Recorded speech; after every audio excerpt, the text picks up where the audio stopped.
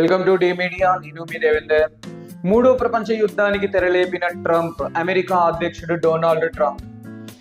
Caribbean సముద్రంలో ఉన్న Venezuela భూభాగాన్ని ఆక్రమించుకునే దిశగా అమెరికా సైన్యం పావులు కదుపుతోంది. 10,000 మంది సైన్యాన్ని, అలాగే క్షిపణులని, పెద్ద మొత్తంలో విధ్వంసక ఆయుధాలని వెనిజులా సరిహద్దు భూభాగానికి చేర్చింది అమెరికా.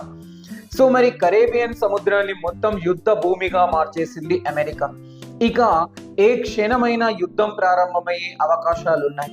మరి అమెరికా చెప్తున్న కారణం ఏంటి అంటే, డ్రగ్స్ ని పెద్ద మొత్తంలో అమెరికాకు తరలిస్తోంది వెనిజులా, కాబట్టి మేము డ్రగ్స్ ను కోసమే వెనిజులా పైన దాడి చేయబోతున్నాము అని చెప్తోంది.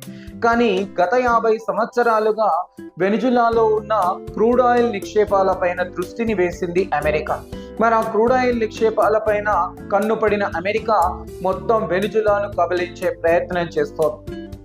ఆ దిశగానే ఇవాళ అమెరికా వెనిజులా పైన దాడికి ప్రయత్నించింది. మరి ఇక్కడ ఒక పాయింట్ మనం గుర్తుపెట్టుకోవాలి. వెనిజులాలో పెట్రోలియం కంపెనీలు, పెట్రోలియం ఉత్పత్తుల పైన 90% పెట్టుబడులు పెట్టింది చైనా. మరి ఇప్పుడు వెనిజులా క్రూడ్ ఆయిల్ నిక్షేపాల పైన అమెరికా పట్టు సాధిస్తే చైనా పూర్తిగా ఆర్థికంగా కుంగిపోయే ప్రమాదం. అంటే ఇప్పుడు వెనిజులా తరపున చైనా యుద్ధ భూమిలోకి దిగబోతుందా? అంటే అమెరికా వెనిజులా మధ్య ప్రారంభమయ్యే యుద్ధం అమెరికా చైనా మధ్య యుద్ధంగా మారబోతుందా?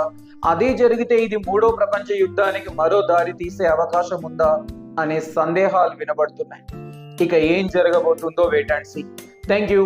Please subscribe our channel and support.